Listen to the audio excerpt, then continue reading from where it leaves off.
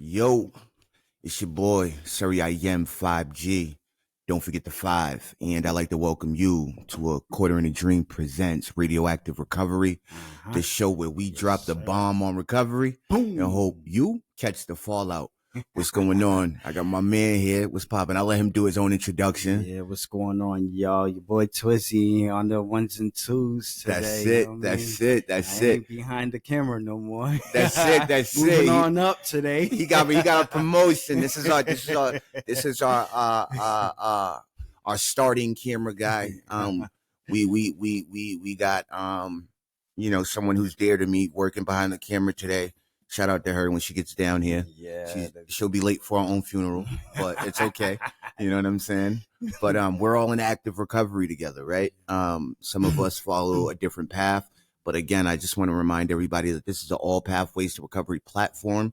So don't ever be afraid to reach out and get your story heard. You never know when your story can help the next person. All right. So Twizzy, what's going on, man? How you been feeling, bro? Maintaining, brother, just a whole lot of work and, back and forth wearing many hats within the community of recovery and whatnot, sometimes it gets a little challenging, but, just learning to, have that me time, to rewire, take a little step back at pivotal moments or whatnot, especially when I'm getting overwhelmed with stuff and whatnot, and then coming back right at it, fresh, brand new, Big facts. Now, how long do you have clean, sober? Like, how long have you been working the program? 5 years now. Good stuff, bro. Good stuff, bro. Yeah, we got to clap it up for that. Right? Because that's crazy. But, but like they say in the halls, I have today. I'm not thinking about the next 5 years. I'm just thinking about today. That's it. Get through today. Do what I can, to set myself up for the prayerfully for tomorrow, right. Because we never know. I could have a heart attack in my sleep. That's it. And I'll wake up tomorrow, but, do my best today to set myself up proper for tomorrow. For sure. And then keep it moving like that. I dig it. So yeah, man. Me and Twizzy, we've known each other for almost a year now, and it's been quite a journey to see, your progress, bro. Right? Because like he does wear many hats in the community. Like he's a outreach coordinator for the YWCA. He works with LL. EDM, like, he's all over the place, right? Like, if he can give back to somebody in recovery, that's what he wants to do, and that's what he actually does do. And salute to you for that, bro. Yeah, for real. Yeah. You know what I mean? I just love seeing the progress that you went through in the transformation. You know what I mean? Like, I haven't seen you on your first day, but I can just imagine, and then to where you're at right now, running 2-3 different podcasts and whatnot, you know what I mean? Setting interviews up and whatever, you know what I mean? It's just beautiful, you know what I mean? Where you and your girl were at one point in time, Right. And right now, y'all really finding your footing and really starting to walk this out. It's been beautiful, brother. Thank you. So for everybody that's listening right now, before we really get into the, as my wife calls it, the meat and potatoes of today's episode, right? Like I just want to acknowledge the fact that so I am 5 months clean, and Come on now. it Yes, it it sir. my journey though started in October of 2023. No, October of 2022, going into 2023. I lasted 90 days.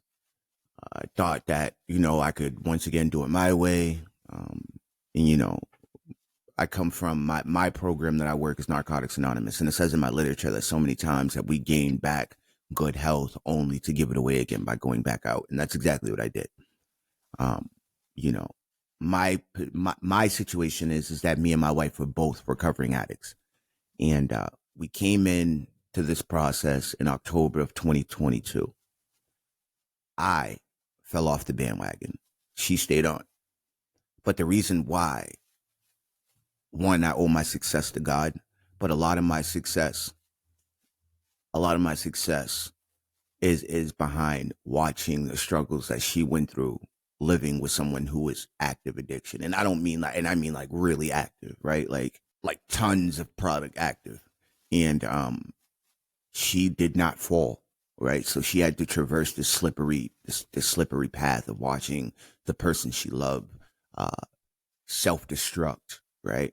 And there was only so much she can do, right? Wow. And one day I woke up and I had just had enough. But the fact of the matter is that, she didn't leave me. God saw fit for her to still be in my life. And kudos to her for that, because it was her model of working a recovery process on why I work mine the way I do today.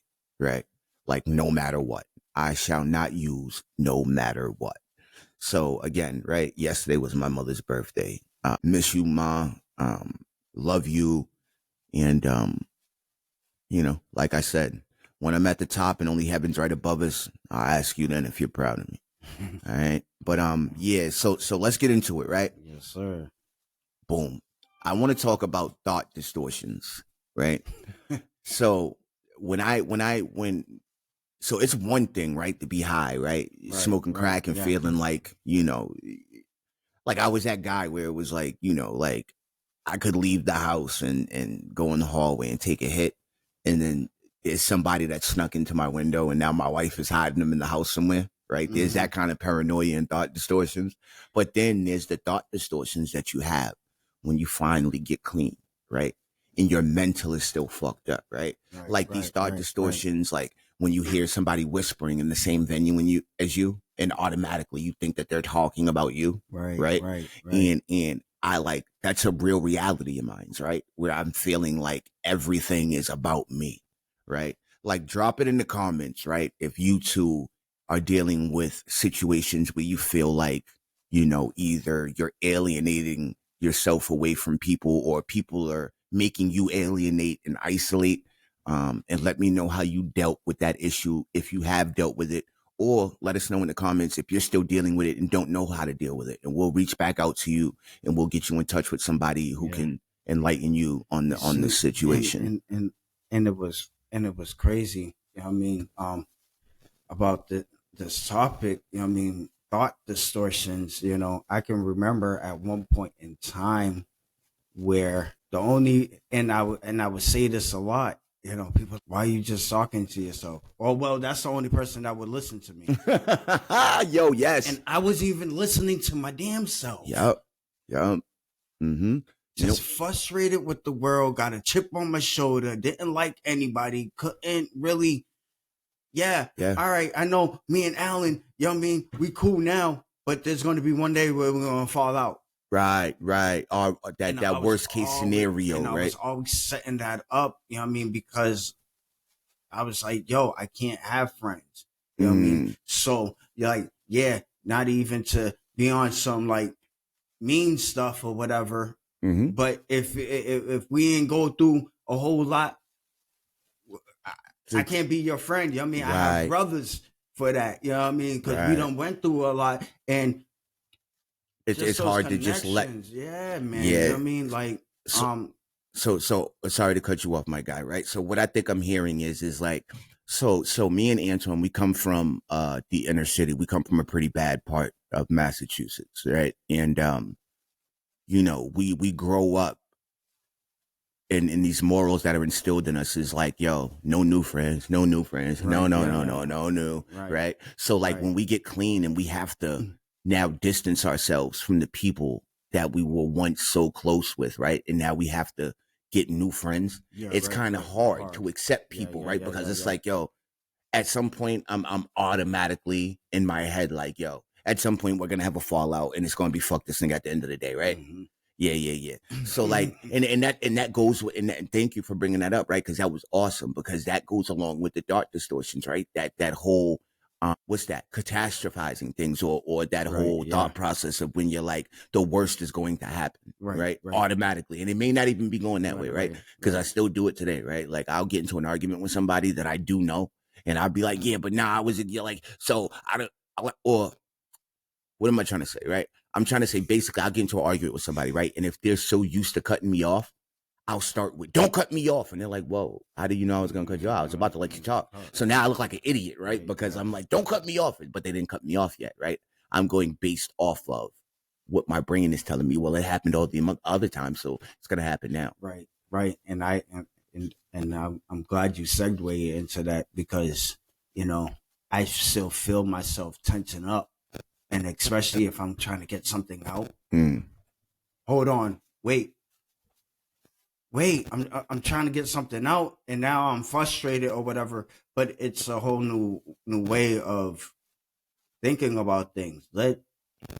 Go ahead, let somebody else talk, Antoine. You don't have to get frustrated and be like, oh, forget this conversation, and then walk away. Or and sometimes it's using that discernment on, who are they? Have they been doing this? Quite a few times, because if it has, all right, you know how to keep your words short, Antoine. Right. End the conversation when you want to end it. Right. So yeah, and whatnot. You don't have to wear a chip on your shoulder today. Word. You don't have to go to bed with it and wake up in the morning. Now you're even more frustrated because you ain't get no sleep. And you're thinking about it. so yeah. No, that's real, right? Because like a lot of the times, and again, like I will always quote this line, right? It's like, I'm a veteran who has always made rookie mistakes, right? Mm-hmm. So I think I came into the halls of recovery probably about 19 years ago was the first time I was introduced to the program that I actively work. And anyway, I say that to say this is like today I put up boundaries, right? Like I have boundaries. And it's true, right? Like today I could walk away from a conversation, right? But here's the catch 22 at that, right? Is that there's still character defects of mine where I say what I want to say and then I expect the conversation to cease because I don't want to hear it anymore, right? So like sometimes it's weird with this boundary issue because sometimes now your boundaries are infringing upon someone else's, right? Because someone else's boundaries is I need to be heard too, right? So it's crazy, right? And only addicts, right? Only us, right? Do we have problems with wanting to be heard but feel like it's okay for nobody else to be heard? Yeah. You know what I'm saying? Wow. That's crazy, big. right? That's big. Yeah, it is. It is. So today I was at a meeting and we discussed the physical part of getting clean. A lot of the times we overlook, right, the physical side of getting clean. And someone said, he was like, hey, yo, when I came in, I was sick mentally and spiritually. Of course, I knew that, right? But then I stopped overlooking my physical, right? I put on a few pounds. I started to look good, right? And then I started realizing that I was a glutton. My addiction started rearing its head in the form of food addiction now, right? Where he was like, I was a glutton. Whatever you put in front of me, I ate. And then he said he got to a point where he was overweight and he wasn't liking his image. Yeah. So what he did is he started hitting the gym crazy, like addict wise. Like every time the gym was open, he was in there, right? Yep. And he said that he was getting married and his wife had said to him, babe, I don't like this new you. I think you looked better, So he had to ask himself, right? And this is the disease at work, right? Was my wife had already told me that I look good where I'm at. I know I'm healthy, what am I really working out for? Who am I trying to impress? Yeah. Right? And that was the disease manifesting itself for him, right? Because his thing is he had a problem with women, right? So now his disease is saying, okay, you're not cheating, right? But look at you. Women don't look at you the way they used to. Right. So go hit the gym. And now you'll get some women attention, right? Where Lord knows he doesn't need it. He has a wife at home. But this is what, through working an active program, you start to peel back these layers. And weird shit starts to come to the surface that you had no idea, right? That it was an issue until you peel back the layers on it, right?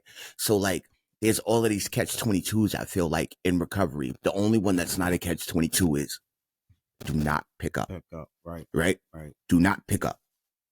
Everything else is a blessing, right? And I like how you said that, because it within, mind you, I did 11 months in Teen Challenge, and then that's right. You was in the mud. 5.5 months in Salvation Army, back to back. Right. You went through the recovery mud. Yeah. Yeah. So, and before Teen Challenge, I already had some juvie time 3-4 months, and this is during COVID. Oh, whoa! This is during COVID. This is during the whole shutdown. Yeah, you know, it was hard. There was like no movement, right? There was no movement, but you can find anything and everything out there in the world. You know what I mean? And I was trying to get away from certain stuff. Yeah, and then you had all this money coming in, right? You had all, you know what I mean? Everyone had that little check. Everybody had that check. Yo, listen, I was walking down Brighton Avenue with like 3 bands in my pocket at one point. I was hitting every ATM I could find. I ain't even need all that cash on me. But go ahead. I'm sorry to cut you off, bro. So I had me a little time under my belt before going into, Teen Challenge. But then when I got out of Salvation Army, and I was like you said, like the brother you was talking about, I started to hit the gym. Using the pre-workout and the muscle milk and the, you know what I mean? And I was hitting it hard, but then all of a sudden I noticed, like, what am I really doing? I'm not looking to be a bodybuilder, right? And the way I was walking around, like, was like, yo, I gotta chill, right? Like, I'll body anything right now. I pick things up and put them down. Right, exactly, yo. Coming over here and like, and sorry to say, that was one thing. That was one thing I have a problem with. Is it working? Like, I know I look good. Right, so, right. I picked them up, I put them down. You know what I mean? So, word. Like, and I had to chill with that because I already had a run-in with something when I was 22. That almost took my life. Oh, you know what I mean? Yeah. Shorty was only 4 foot, nothing, Russian, you know what I mean, with all the type weaponry. Yeah. Who was running around all of Boston giving cats AIDS. Oh, yeah. So, like, I already had a shotgun in my face. Right. You know what I mean? Right. And I didn't pull the trigger. You know what I mean? Something in me was like, yo, don't do it. Don't do it. And so, like, going back to what you were saying, I'm like, dang, you know what I mean? My addiction was rearing its head in different ways. Absolutely. You know what I mean? Well stated. It's just like, all right, anything in the world can be something bad if an addict gets a hold of it, right? If an addict gets a hold of it, but if we do it excessively. Absolutely. You know what I mean? Absolutely. To the extreme. Like my shopping at one point in time. And I want to jewels up and and everything else. I wanna have 3-4 different shorties on my arm at the time. And Word. You know what I mean? Like, so the addict behavior started to rear its head and it was ugly for me. You know what I mean? So like now I'm cool Mo D, man. You know what I mean? I like that. I got a good clean up there, you know what I mean? And like at times, like I feel like at times I feel like I'm not doing the best by her, and it messes me up because she's young, and But y'all are both young too, though. So let me ask you a question, right? And thank you for segueing into the whole subject of you and your queen, right? Because I feel like that's the thought distortion, right? yeah. Where I'm not doing enough, right? Like so, um, because we about to get vulnerable now, right? So You so got it. so let us know in the comments Deep. what and how you're dealing with. Well, you know what? Let us know in the comments where you are in your recovery right now. What seems to be the biggest issue for you? Yeah. So my issue right now is with feeling like one, I'm not doing enough, right? But in my relationship, right, we've had so many problems because when we met, right, like we were party friends, right? Yeah. She got pregnant. She had my daughter.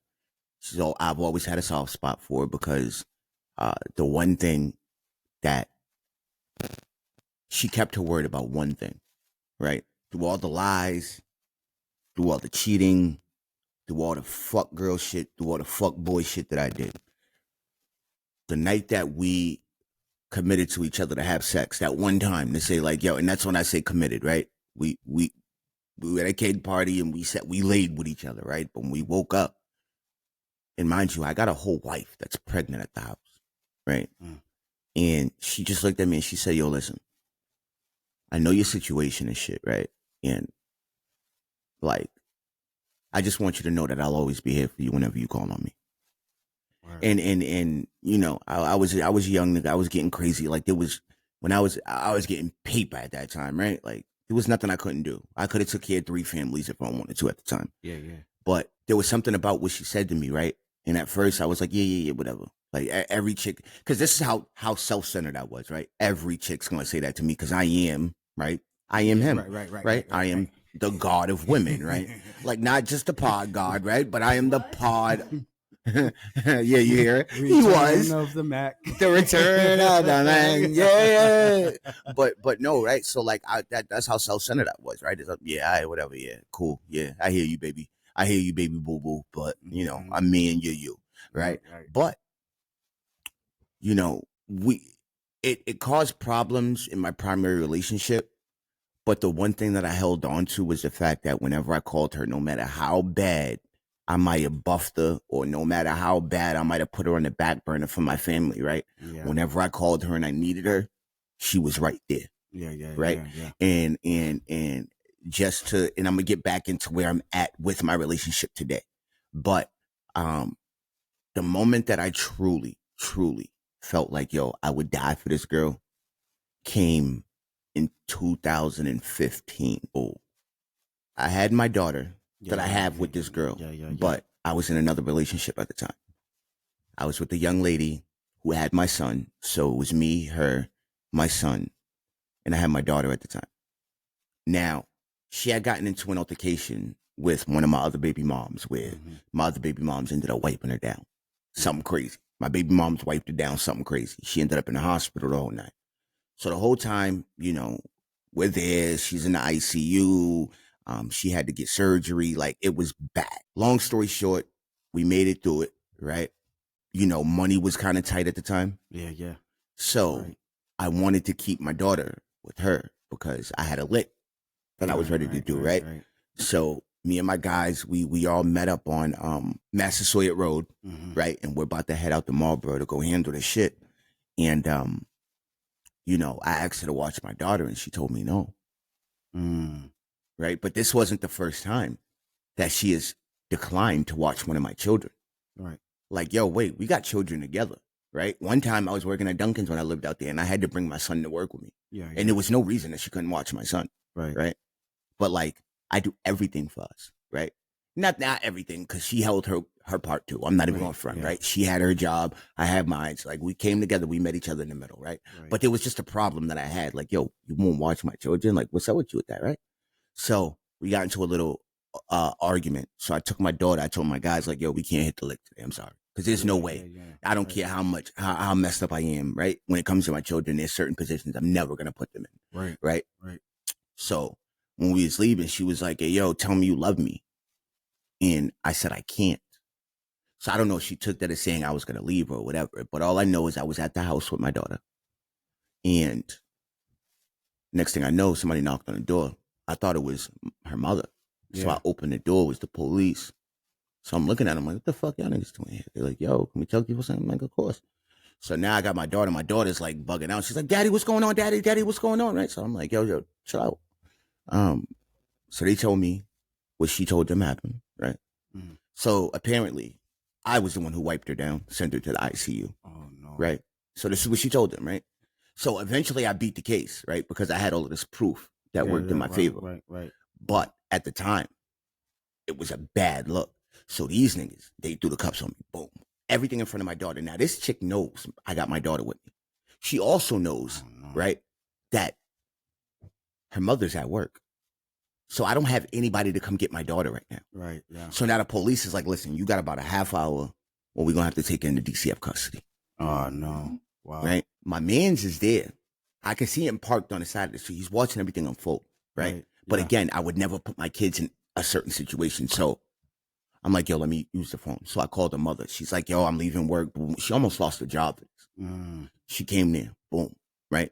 And then she told me as I'm getting into the fucking paddy wagon, right? She's like, yo, just hold your head up. Yeah. I will write you. Not only did she write me, yo, she kept trying to put money on my books, at which point I would tell her, don't do it. Yeah, right? I got a daughter. I can't take your money right now. Right? Especially not to give to the system. Right? Yeah. I got niggas in here that'll look out for me. So I ate commissary off the backs of other niggas, right? Yeah. But she always brought my daughter up to see me, despite my protest on that, right? Because I didn't like my daughter coming to see me behind the glass. Because she would ask questions, Daddy, why are you in there? Right. And I didn't want to get into it with her. Right. But she held me down, right? So at that point, like I fell in love with her bad. Like I knew that I would die for this woman if ever given the chance. Right. But here I am today with the situation, right? That was me, an act of addiction, right? My morals are my morals. 2016 forward, we took a friendship that was really good where it was, and we turned it into a relationship. Right. But it was too soon. Yeah. It was way too soon. So we did a lot of shit to each other that was not warranted. Right. So fast forward to today, right? My wife has her own traumas. Now I got mines, right? From these relationships. Yeah. So today where my thought distortions bring me is, right? I'll have a problem with something that she does, right? But I'm too cool to say, hey, that bothers me, right? Because the old her, right, would take my weaknesses and use them as power, right? So now, and where I'm at is, I want to say, hey, I think that was out of line, right? Yes, I'm a guy with pride, right? Would Jigga say? Yeah, I'm a man with pride. You don't do shit like that, right? Yeah. So I want to say these things, right? Yeah. But my ego says, there's two things I never seen, a UFO or a bitch I need. And excuse me for using that term, but this is where I was, right? Right. Yeah. So now I don't say to her, listen, yo, that shit's making me feel some type of way. So now I'm angry. Yeah. Right? Yeah. And then she hits me with the atomic bomb. Are you okay? Motherfucker! Right. Yes, I'm okay. Right. But you don't look okay. Right. Don't ask me if I'm okay again. So I got all of this shit going on, right? And now, right? And I used to bug on my wife about doing shit like that, right? Where she would get angry because I didn't do something to appease a feeling she had. Yeah. And she didn't tell me she had these feelings. Yeah. But now I'm doing it to her. Yeah. You understand what I'm saying? So like this addict mentality so that's where my thought distortions bring me, right? Like I can bring her into a group of people, right? But based on the past her, right? When she gives too much attention to a certain person, right? Now my mind, my critical thinking mind is zooming in, right? Right. Why the fuck is she? Yeah. Right? And I can't get over my own ego and feeling like, well, maybe people can change. Yeah. Right? I'm doing all of this change, right? For her to stay the same, right? Yeah. But that's my disease thinking telling me, right? Dog, you doing all of this change for her to stay the same? Yeah, nigga, is you crazy? Right. So that's where I am with my thought distortions, right? So like, it's been putting a really big strain on our relationship lately. It really has, right? and I'm pretty sure that if she could speak for herself, right, there's her story, right?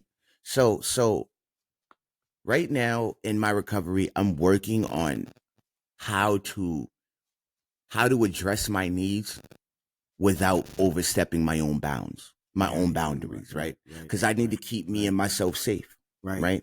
Because like if I go back out, that's it for my family, right? I'm supposed to be the anchor for my family, right? So I need to keep myself mentally, spiritually, and physically fit. So that's where I am right now. So how is it with you when you start feeling like I'm not doing enough in my relationship? And mind you, I had a couple, you know what I mean, almost a year and a half to sit back and really be like, all right, if I'm not doing enough, all right, is this little bit, you know what I mean, suffice? Right. So You know what I mean? so sorry to cut you off. So when you say you had a whole year, so that means you were a whole year outside of a relationship before you got in one. Yes. Okay. Yes. So one second. Yeah. Yo, I'm sorry. Just hold that thought, right? Because it's so funny. I was just at a speaker gym and this guy from Ohio said, you know what they tell you? Never get into a relationship in the first year. But none of us know that because none of us have tried it. This man has actually tried it. Yo, listen, and it was, and like I said, it was a little easier for me to do that because we're just getting out of a global shutdown. You know what I mean? Everything was shut down. You know what I mean? If you wasn't with somebody during the shutdown, you might as well just be, you know what I mean, walk this thing up by yourself. What? You know what I mean? And that's where I was at. You know, I'm like, all right, boom. Let me just keep the flow. You know what I mean? Get my money right, get myself right, you know, find me a place and whatnot. You know what I mean? Let me just think about myself let me be selfish for a little bit. What? Until like, yeah, I started with a couple relationships and then I'm like, no, I still have some character defects and some thought distortions that aren't good. You know what I mean? Big fact. And then like, boom, come this one. And I've worked on myself enough to be like, yo, all right. One thing, especially, not saying no names, but you know what I mean? Patience. And that's the one thing you know what I mean, I had to really work with, especially being in a program that's 12 to 15 months long. You know what I mean? And you can't go nowhere. It's patience. Yeah. I had to really work on my patience, especially in Salvation Army. I had to really work on patience a lot. And am I the most patient person in the world? No, because I don't even wait for the bus anymore. And I know that thing is going to be on time. You know what I mean? Like, but it's real, and especially in a solid friendship, relationship, whatever may have you. You know what I mean? Like, friends are a relationship. You know each other in and out. You know what I mean? I have boys, we ate off of the same plate. You know what I mean? Like, and splitting one plate between two, three brothers. You know what I mean? Like, but with this, it's a whole nother ball game because this is the person that you're thinking about spending your life with. You know what I mean? So you have to have a lot of patience. You know what I mean? People change every year. You know what I mean? Like, there's something new that's gonna come up. You know what I mean? They're gonna have, oh, I don't like that no more. You know what I mean? I like this now. You know what I mean? Like, so things they say every change. 7 years, things change in a person's life, right? But there's I know what you're saying, yeah, but constantly things change. Constantly things change. And that was the one slogan that we had in Teen Challenge. TC, you know what I mean, to us, stood for things change. Oh, I like that. Teen Challenge, TC, or things change. I like that a lot. And you have to learn how to adapt with it. You know, just like in New England, you know what I mean? Wait a couple minutes, the sun's gonna be out. Right. You better bring an umbrella too, because you know what I mean, it's about to rain. Big you know facts. what I mean? Like, just wait a little bit. The weather's gonna change. Yeah, You it's know, true. so like, and if you're not able to flow with it, you know what I mean? And especially with me, if I'm not able to flow and go with the ebb and the flow of Mm-hmm. this world, ocean or whatnot, I mean, I'm gonna be smashed up against the rocks Mm.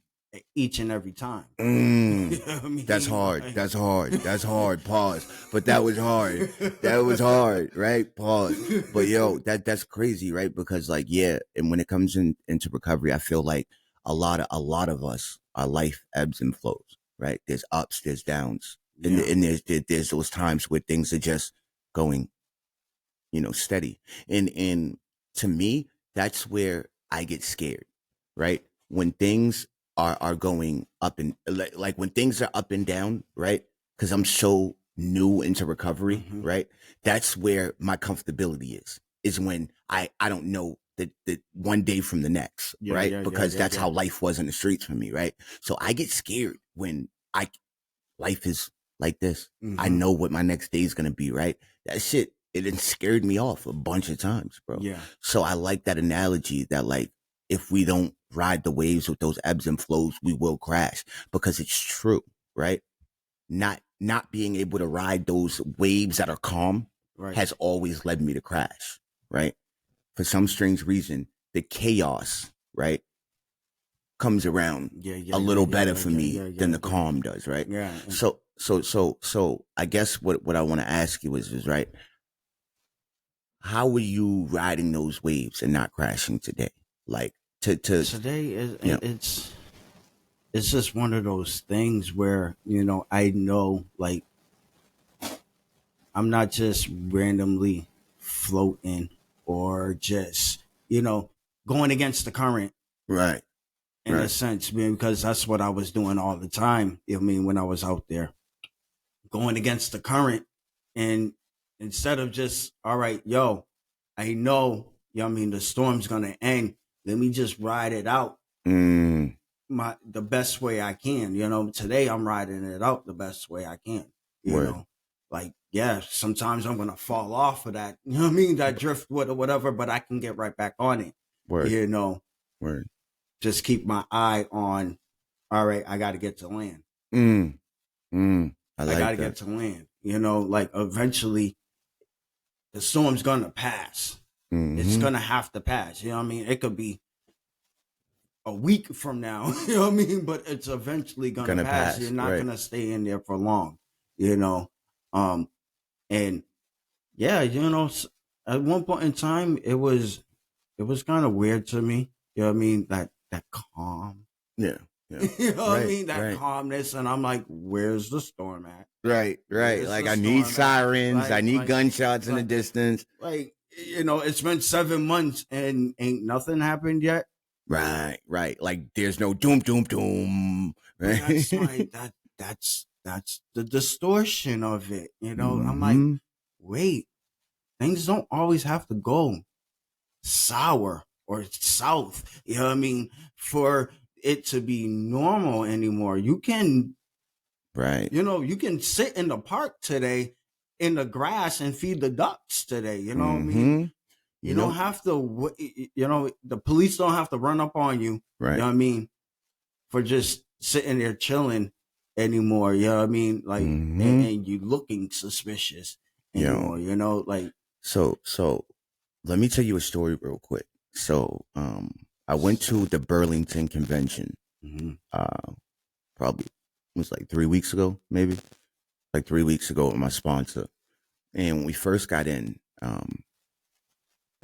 was this dude from Baltimore. He spoke, right? And that was a good way to start off the convention, excuse me. But there was this white fella from New Hampshire that came down and spoke. Yeah.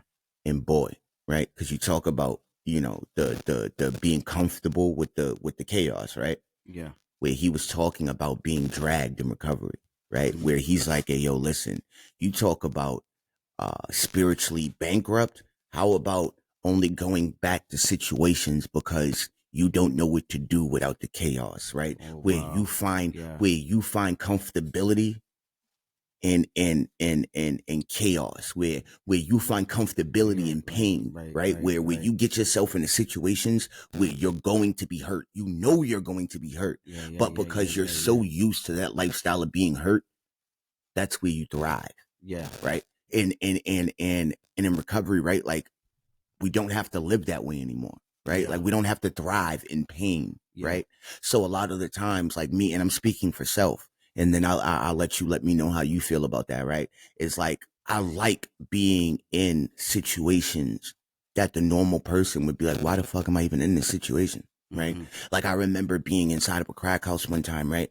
And my wife was having an issue with, a guy that we dealt with pretty closely. And RIP to Smoke, man. I really miss you, bro, for real.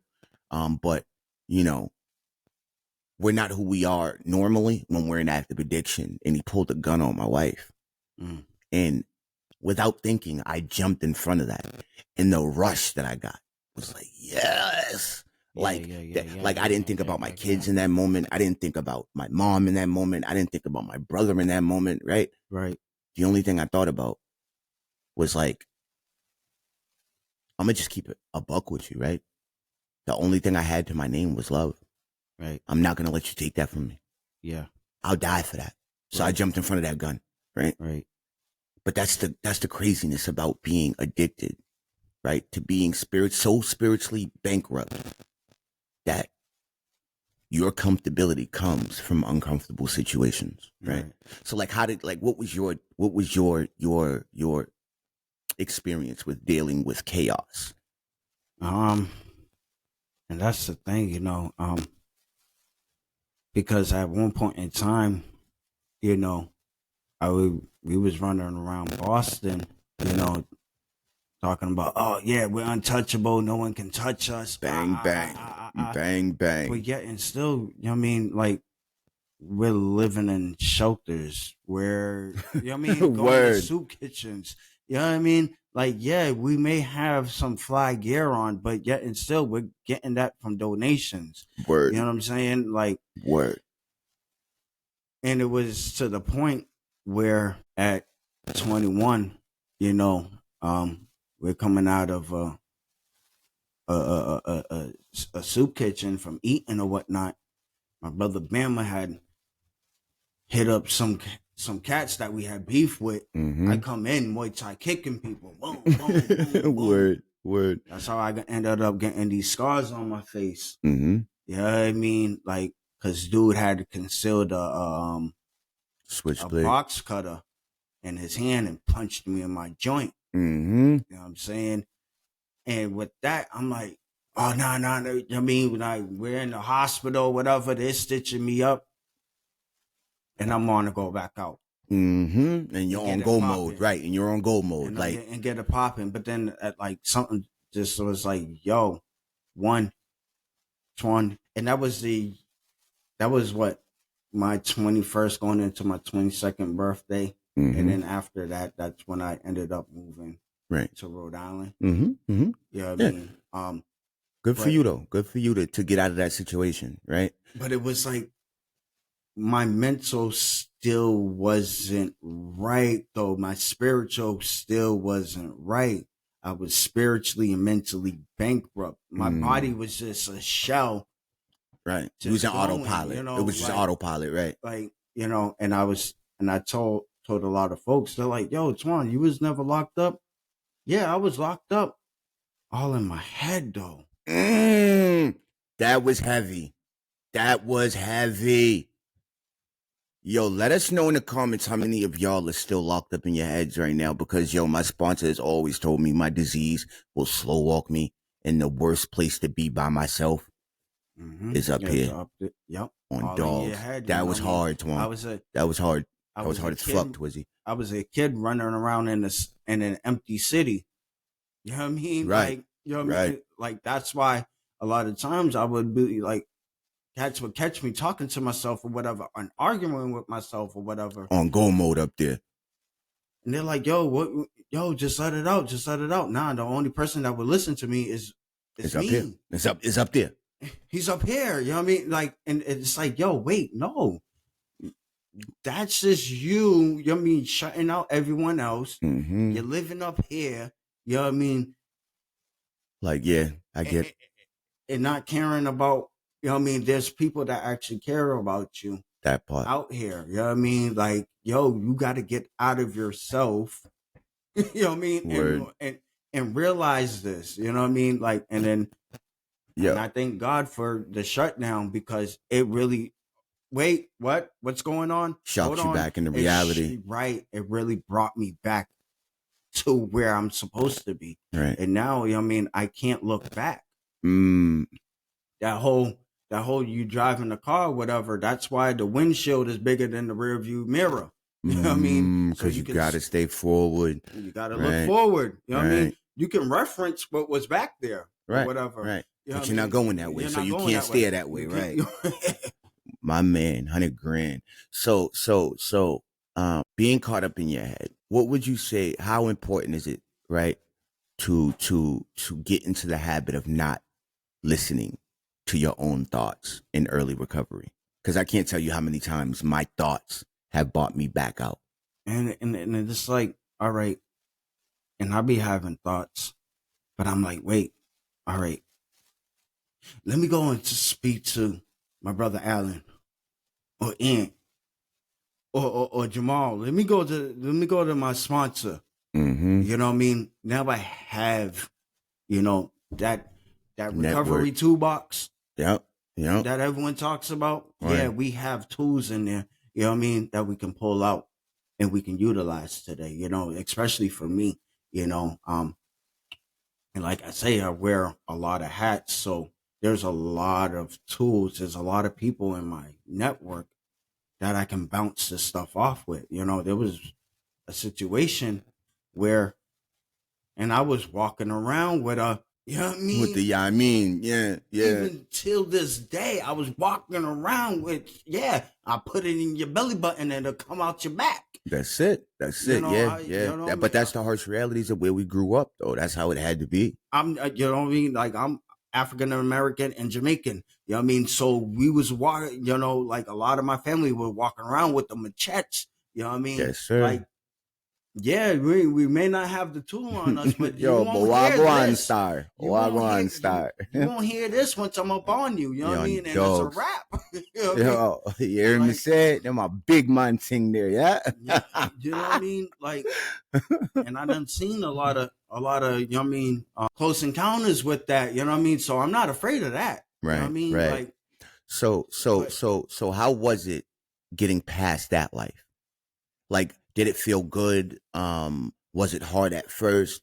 Because like when I first moved away from the war zone, right? Like, and mind you, Mass Ave never looked the way it does today. Back when we was in Boston, like Mass Ave was like the property value was probably a little bit. It was probably around the same price that it is today, which it says a lot, right? For how bad, right, it's gotten over that way. Yeah. And you know, so when I first left Boston, my hardest thing to do was the chaos, right? Mm-hmm. Like for some strange reason, I got addicted to like looking over my shoulder, wondering like when it's gonna pop off next, right? So I had to get used to the fact that like, okay, you're out here, you're so far removed from the streets, right? That doesn't mean that the streets won't rear its ugly head, because it has, right? But you know, once I got used to the fact that like, okay, this is a new life for me and I need to be living like I have a new life, right? It took a little while to adapt to that. How about you? And that's where I noticed, especially in the beginning, I wasn't doing as much work as I should have been. And that's why, like, you know, I want to say at the beginning of this year or whatever, I just like, yo, why do I have this thing? I'm waiting for something to pop off that's not going to pop off. You know, as long as I don't feed into it and whatnot, it's not going to pop. I have an outlet today. Antoine, chill out, yo. I used to do that in Rhode Island, in Boston. I don't have to do that today. Word. You know, like Word. Yo, listen, how's this, right? For a fucking conundrum, right? So I leave the beam, right, to get away from all the bullshit, right? I come out to Worcester, I meet a kid, right? We'll call him Snoop. I meet Snoop, me and this nigga end up being best friends. Like, he's the one who came to me and was like, hey, yo, I just seen your baby mom. She's on the way to UMass right now. She's about to have the baby, right? And this is my daughter's mother we're talking about, right? This is how tight me and Snoop were. We were together every day, all day, right? Snoop was family. And, he had a drinking problem. So he was back out in Woonsocket, right?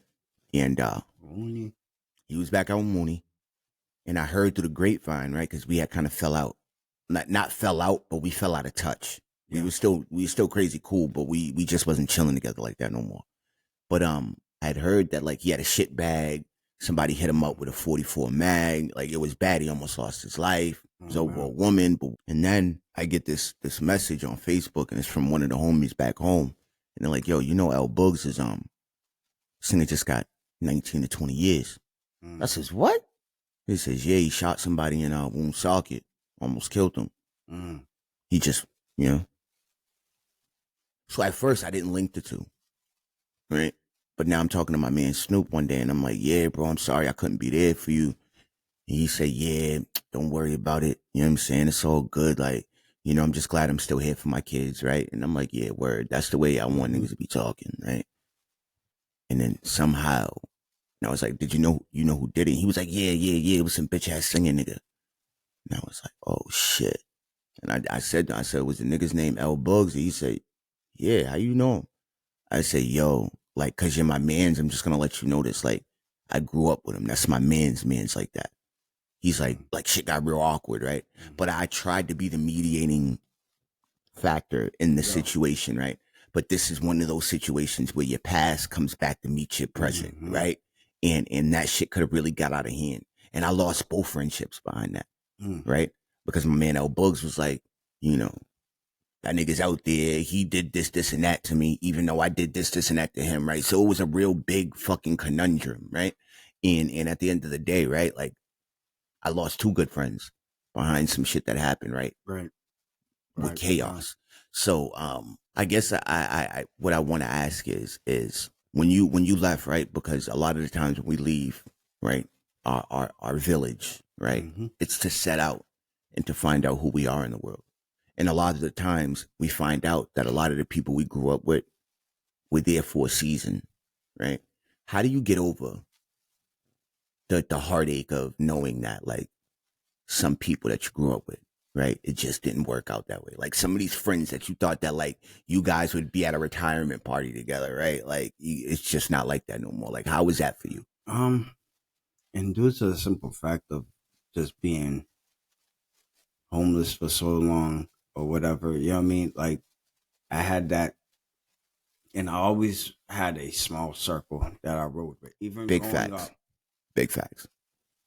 And especially when I was, like, yeah, I had a small circle just growing up or whatever, a couple of my homies, like, sandbox, you know what I mean, had little scrap back, you know what I mean, schoolyard You know how it scraps isn't, right? You know how it isn't Boston. Ain't your man unless you had a scrap with him, right?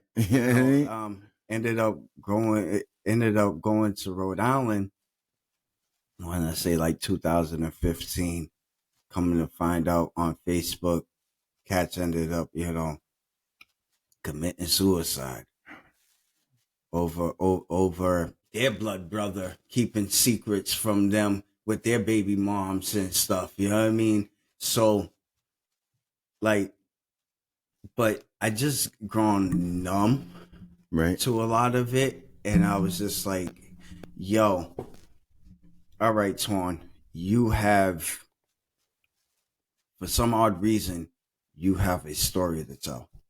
And you most certainly do. I agree. Let's go in this positive direction. Absolutely. You know what I mean? Because someone's going to need to hear this testimony of yours, you know what I mean? And everything that you've may been through. and Right. maybe they can find the inspiration to get themselves out of. Word. You know what I mean? Like, yeah, like you were saying, was some of it hard that, yeah, I got to leave this one behind. You know what I mean? Oh man, that was my boy right there. Yep. Yeah, a lot of it is hard because I can't be up under another man's wing for the rest of my life because I would never find out how to fly myself.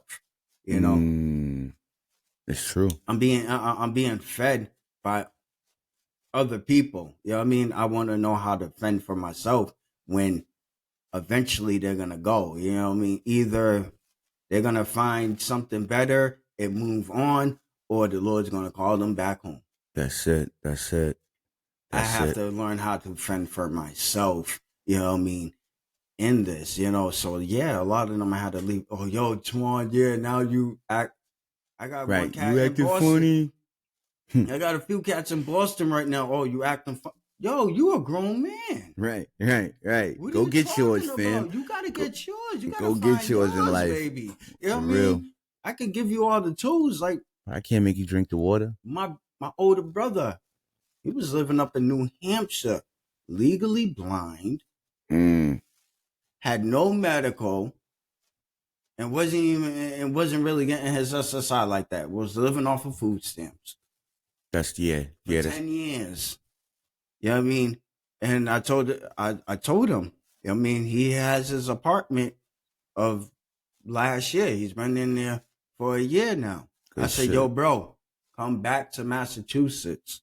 Oh, no. Within 6 months, now he has a new lens on his left eye. You know what I mean? His right is still, you know what I A mean? little messed up. They're gonna do this procedure on his right eye now. Like You know what I LASIK. mean? Like, yeah, you know what I Okay. mean? Okay. Living in a beautiful apartment Word. near I wanna say BU. Right. So life has gotten better. Yo, Life within has got. 6 months. See, You know that's what I lit. mean? And I was just, it's just one of those things, you know what I mean? But if I wasn't around, if I was still in that dark hole, you know what I mean, that I dug for myself, you know what I mean? I wouldn't be no good to anybody. Mm, word. So listen, and that was deep. That was deep, right? The last thing I just want to ask you is so you have 5 years clean, and what would you say is get like some advice to early on you, right? So if they're early on you that's watching this episode right now on YouTube, what advice would you give him? Honestly, just go through it. Just go through it, like, yeah, there's gonna be those ups and downs, but, just don't give up, you know what I mean? And stay inspired. Right. Stay inspired, especially with me, stay prayed up, you know, um, because that's what really got me through a lot of tough times, especially in early Recovery, right? recovery, Yep. because I wasn't used to it. I was just used to, all right, yo, sabotage this, whatever, it's not working. You know what I mean? Word. We out. That's You know it. what I mean? That's it. Like, Yeah. yeah, man, yeah. All right, man. Well, yo, thank you for actually getting off the camera and stepping up. You know what I'm saying? Because this has been a crazy interview, right?